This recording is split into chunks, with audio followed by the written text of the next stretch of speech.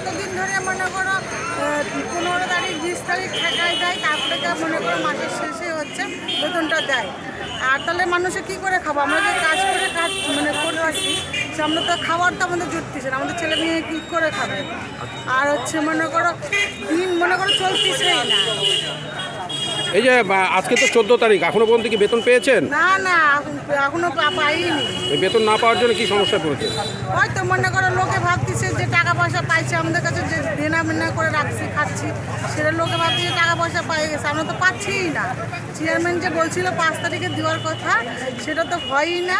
কেন এখনো পর্যন্ত পেলেন না কেন এই মাসে? কি এই বলছে? মাসে বলছে যে চেয়ারম্যান হচ্ছে মনে করো হয়েছে, রিটায়ার হয়েছে, তাই জন্য হচ্ছে পাচ্ছে না। আপনারা কি প্রত্যেক মাসে তাই করে। আপনাদের কি দাবিটা কি? আমাদের ঠিক মতন বেতনটার জন্য দেয় এটাই, আর কাজটার জন্য মনে করো ভালো করে করা। আপনার নাম? ভালো চাই, হ্যাঁ কাজটা ভালো। শেফালি বাস্তব। শেফালি